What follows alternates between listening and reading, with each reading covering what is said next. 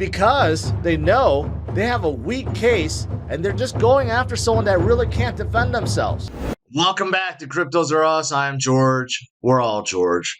So this morning, I want to talk about this little dip with Bitcoin. You can see Bitcoin fell below 23,000. And all of a sudden, this happened. And you may be wondering why. And I do believe I have found the cause. And it's due to none other than Gary Gensler and the SEC. So yesterday, it was reported that SEC is already investigating the crypto exchange Kraken, which is a fairly large exchange in the US. And this is over security violations. Now, when I first read this, I'm like, okay, this by itself would not prompt the market to dip, right? But this is concerning because what does this mean? Is the SEC going to go after Binance or go after Coinbase, right? Or have they already? Are they going to go after Gemini, which they do have a lawsuit against right now? So we don't know, but it's looking like the SEC is just kind of, trying to just disrupt things. Right? It's fairly obvious that Gary Gensler wants more control, and he does not like the way crypto is evolving right now. He does not like a free market. So this is what's happening. So we don't know exactly what's going to happen with Kraken. It's rumored that they will just settle, right? And maybe they have to delist a lot of the coins on their platform. Right? Look at someone like Coinbase. Coinbase down 14%. 14%. And that's because yesterday, Coinbase cited rumors that the SEC may be banning crypto staking. Maybe him and Jesse, they had a conversation because this must have been happening already behind the scenes and just no one knew about it. Kraken was making this quiet, and then all of a sudden, Brian Armstrong feels like he has to raise his concern, right? And then it killed his company stock today. And also, because Bitcoin started coming down, look at the long liquidations. We had a lot of liquidations, a lot today, because too many people playing with too much leverage, right? So we had a lot of long liquidations, unfortunately, today, and this is all due to this. Okay, it's not just rumor anymore, but this is settled. Kraken, which is one of the crypto exchanges, Bitcoin exchanges in the U.S., they have settled with the SEC. They're paying $30 million fine.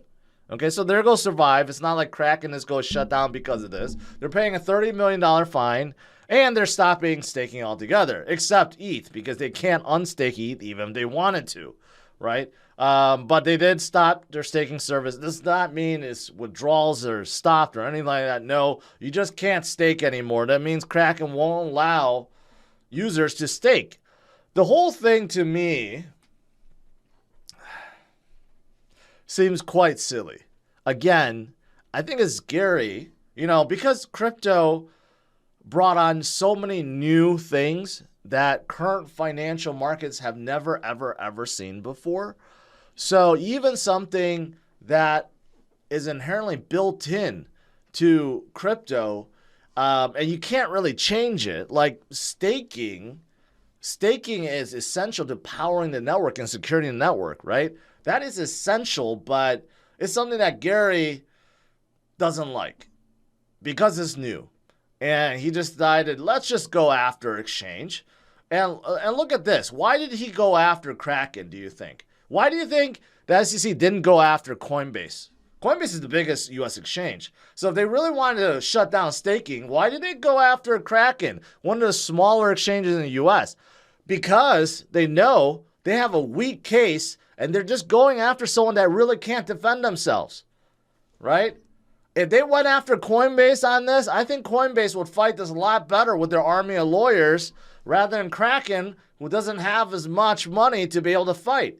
But because of this strategy, and now that Kraken has shut down, well, this sends a shockwave throughout the industry, and all these other exchanges are like, uh-oh, we better watch out, right?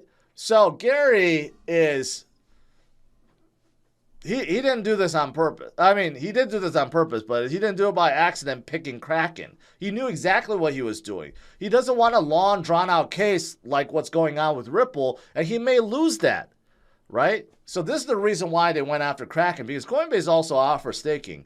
Binance.us offers staking. In fact, I think Binance.us has the most amount of I guess the offering for stake coins. I think they have like 10 or something like that. And Coinbase has like 6. I don't even know how many Kraken has. Probably like 6 or something. It's not like there's hundreds of them. It's just a little bit, right? But make no mistake, this is an attack on crypto. And Gary did this on purpose. Even one of his own fellow commissioners.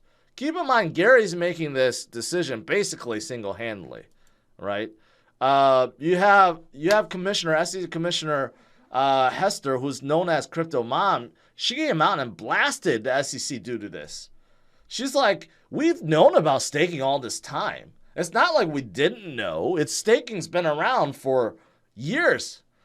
But she didn't name names, but she just labeled her own commission lazy, basically. Paternalistic and lazy. She's like, all this time we could have been working at formulating rules and laws, to regulate, let's say, staking, but instead we just shut it down altogether, right? So even people in the SEC feels like this is wrong, right? But unfortunately, this has happened. And it'll be interesting to see, like I mentioned, Coinbase and Binance.us, are they go proactively to shut down their staking service, or will they fight it? Or they will wait until the SEC comes back to them and they will say, no, we're fighting this, right? I don't know. I don't know. But I think it's no accident that they chose a Kraken, not Coinbase or not Binance, because they don't want to draw this out, because they really don't have. And I don't think anyone really knew about this.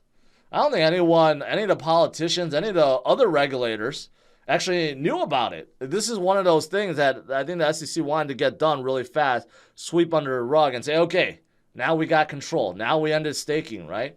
But who knows? Who knows? Maybe this will be overturned. Maybe. But I think this is what spooked the market a little bit. And not this, but this. Brian Armstrong, who is the CEO of Coinbase, he leaked this out. He's saying, I'm hearing rumors that the SEC would like to get rid of crypto staking in the US. Okay, this would be disastrous. Okay, and I guess we have to, if true, we have to get clarity on what kind of staking, right? Staking within liquidity protocols, like liquidity pools, within Uniswap or Aave or Compound. Okay, that's bad enough because that would set DEXs back quite a lot. But what's worse is if the SEC doesn't even allow anyone to stake in their chain natively to help power it.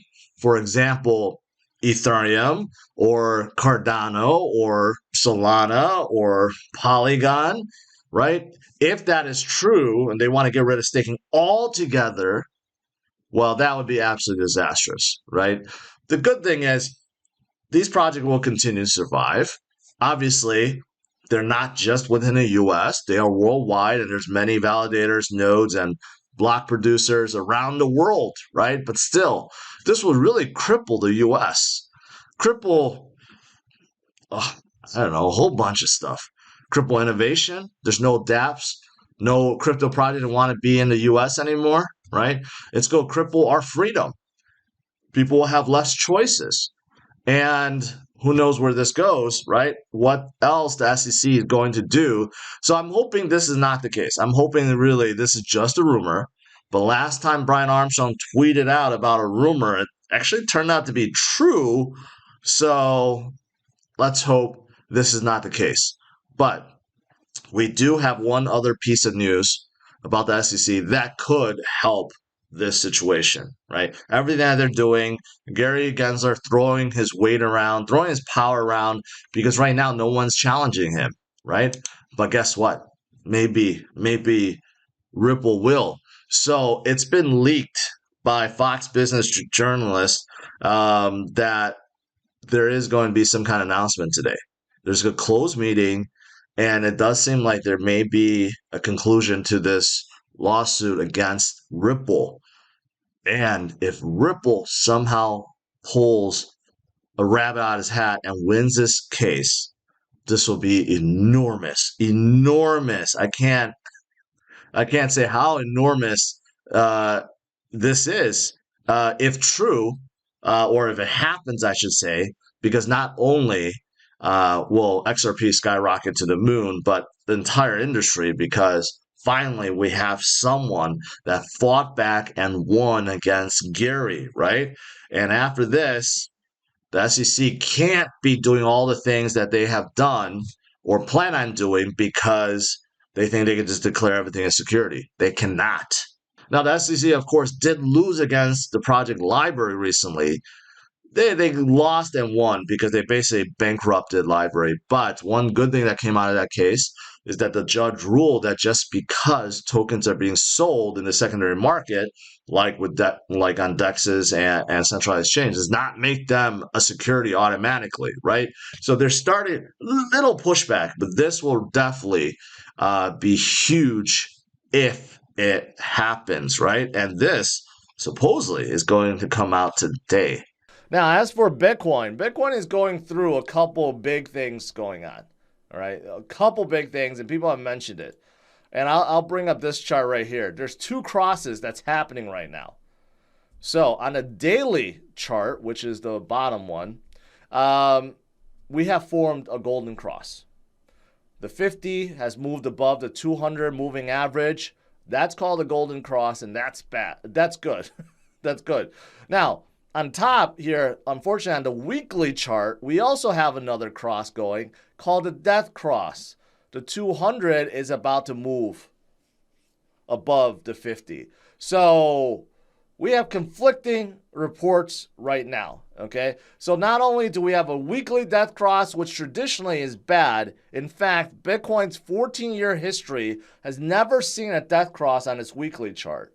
But on the daily chart, a shorter time frame, we're getting that golden cross, which I'm going to tell you about in a little bit. But so, like right now, there's this conflict. So the bears and bulls are kind of arguing which one is more significant. Here's the thing. Both of these crosses, they're using moving averages, either on a daily scale or weekly scale. You could do it on any time frame. They're considered lagging indicators. That means you have to have price movement move a certain direction for so long before those moving averages actually start moving down or upwards, right? So we have seen many times when we have formed a death cross, and that actually, even though it sounds bad, is actually good because that means we have found a bottom and we are recovering, right? And this could have happened because, well, we had the longest drawdown we've ever seen for Bitcoin, even though previous drawdowns had a bigger percentage drop, but in terms of number of days, this last one we went through was the longest ever for Bitcoin. We had never seen a drawdown longer than the one we just experienced. So keep that in mind. So that could be the reason why we have never seen a weekly death cross, because previous cycles, previous bottoms, we recovered already.